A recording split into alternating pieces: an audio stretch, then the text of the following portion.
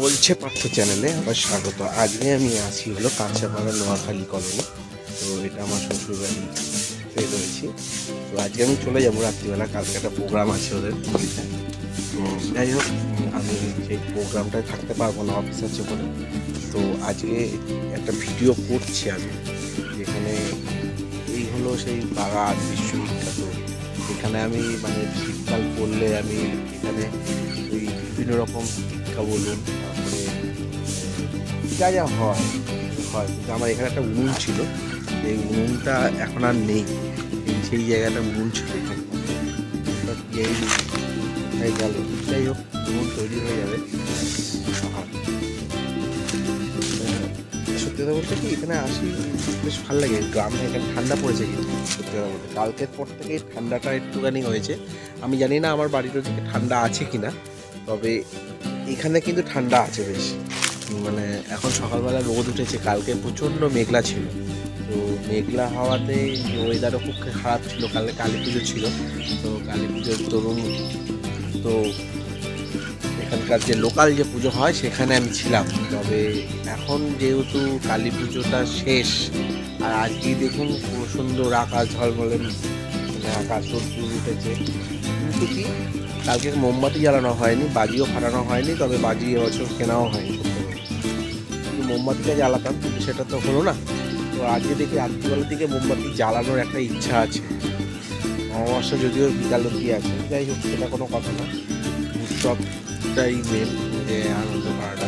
তো যাই হোক, আমি কিন্তু একটা গেঞ্জি করে রয়েছি এই অবস্থায়। আমার বেশ ভালো লাগে, মানে একটা গ্রাম্য পরিবেশ, পুরো মানে পিওর যে মানে গ্রাম বলতে যেটা বোঝায়, এটা হলো সেই গ্রাম।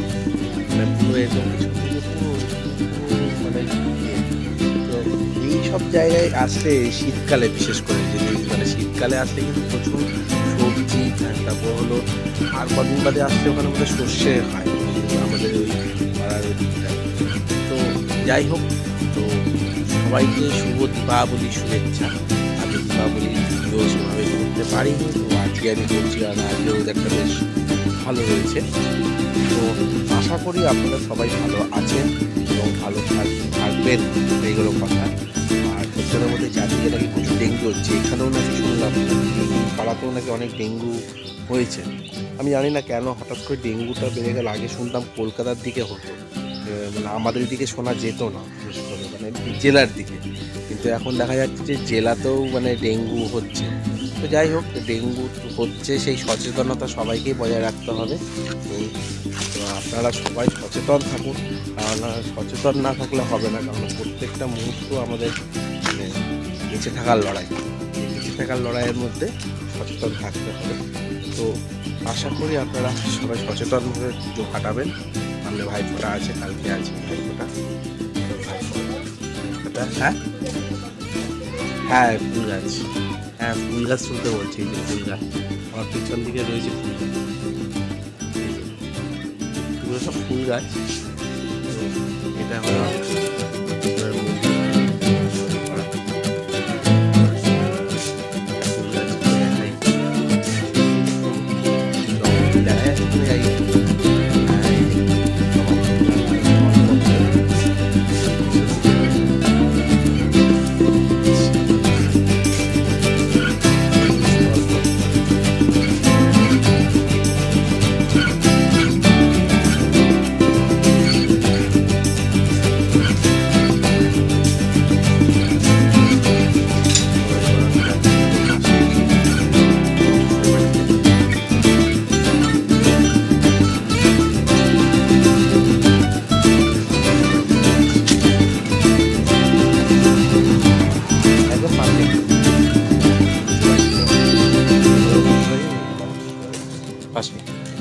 পুরো মানে ফ্যামিলি চললাম। এই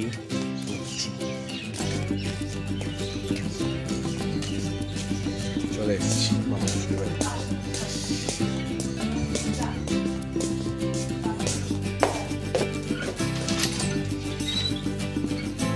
চলে এসেছি, এই হলো আমাদের হিরো।